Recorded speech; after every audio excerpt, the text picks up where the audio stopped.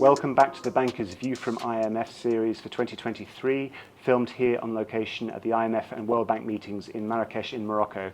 I'm John Everington. I'm delighted to be joined today by Abdellatif Jawahiri, who is the governor of the Bank Al Maghreb. Abdellatif, thank you very much indeed for being with us today. Thank you. It's a very big event for Morocco to be able to host these meetings. What are the most important issues and topics for you as the Bank Al Maghreb to be discussed at these meetings? Oui. Vous savez, dans ces assemblées, bien sûr, avec les équipes, nous regardons ce qui concerne directement le Maroc, surtout après le séisme que nous avons connu. Nous avons mis en place nous-mêmes une cellule pour évaluer l'impact de ce séisme. Mais également, le Fonds monétaire depuis Washington a mis une équipe. Et nous essayons, avec les premières données disponibles, de commencer à avoir une première réflexion. Bien sûr, il faut du temps et du recul pour pouvoir disposer de chiffres, de données plus fiables, pour, en tant que Banque centrale, présenter des choses qui garantissent la crédibilité de la Banque centrale. Bien sûr, il y a aussi ce qui va se passer sur le plan international. C'est-à-dire qu'on va aujourd'hui, dans ces assemblées, non pas seulement parler de ça et de ce qui compte le Maroc, mais nous allons parler de tous les changements de paradigme. Et le premier paradigme, me semble-t-il, c'est le problème du climat.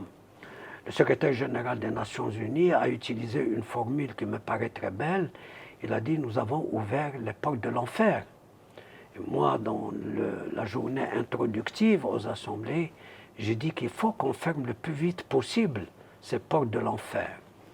Et ça serait dommage qu'on ne puisse pas les fermer si les humains, et si toute la communauté internationale et la communauté financière internationale en particulier, eh bien, tardent à trouver une solution adéquate au problème de financement du climat. Hein? On a parlé des 100 milliards, on n'a pas mobilisé, des engagements de Paris. L'année prochaine, il va y avoir la COP28 aux Émirats arabes unis. Je pense que là, il faut faire vite. Il faut faire vite, il faut que nous prenions conscience que l'humain serait condamnable si il ne referme pas la porte de l'enfer à cause de problèmes de financement. Puis, il y a les problèmes, je dirais presque de l'humain, hein, des habitants. Mais il faut vaincre la pauvreté. Il faut donner aux gens le minimum social. Il faut redonner confiance à un multilatéralisme qui ne laisse pas les gens sur le bord de la route. Il faudrait redonner espoir un petit peu à nos populations, surtout dans les pays en voie de développement, où il y a encore des déficits importants sur le plan social, éducatif, santé, etc., logement. Et aux jeunes en particulier, parce que nous avons des populations qui sont encore jeunes, en particulier dans un continent comme l'Afrique. Could you tell us a little bit about what the strategic priorities are for the BAM in 2023 and the remainder of 2023 and into 2024?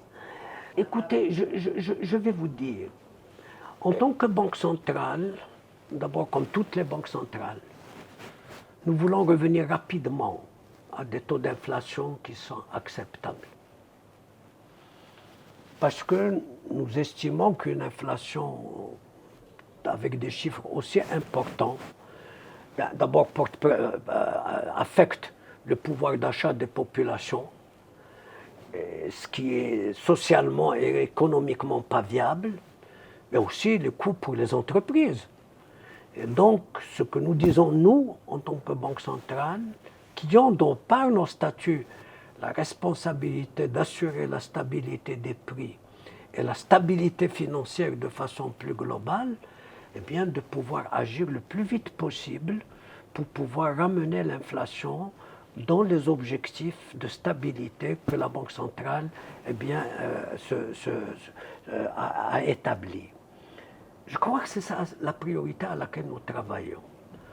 C'est pour cela que nous avons, nous aussi, augmenté nos taux directeurs à 3 reprises et que nous avons fait une pause pour pouvoir attendre un petit peu les conséquences de toutes les mesures que nous avons prises. Et ça, mais nous n'avons pas oublié aussi les aspects croissance, parce que pour le financement de l'économie, nous, au niveau banque centrale, eh bien, nous fournissons aux banques toutes les demandes de liquidité qu'elles présentent, intégralement, notamment pour la toute petite et moyenne entreprise, la TPME. Donc là aussi, d'un côté, nous agissons, nous savons qu'en montant les taux, ça peut aussi être un coût sur le court terme, mais en même temps, nous fournissons les liquidités suffisantes au secteur bancaire de façon à ne pas gêner l'activité des TPME. Maintenant, sur le plan, je dirais, gouvernemental, nous essayons ensemble, avec le gouvernement, une certaine maîtrise du déficit du Trésor et aussi du niveau de la dette publique. Et nous avons un gouvernement qui travaille dans ce même sens. Et donc, par conséquent, d'amener un déficit qui baisse et évidemment un niveau de dette publique qui soit sur un trend baissier. Mr. Abdul Latif, thank you very much indeed for your time and for your thoughts. Merci beaucoup. Merci beaucoup pour votre temps et pour votre, je dirais, disponibilité. Merci. Bon courage. Merci. Bon courage. Merci beaucoup.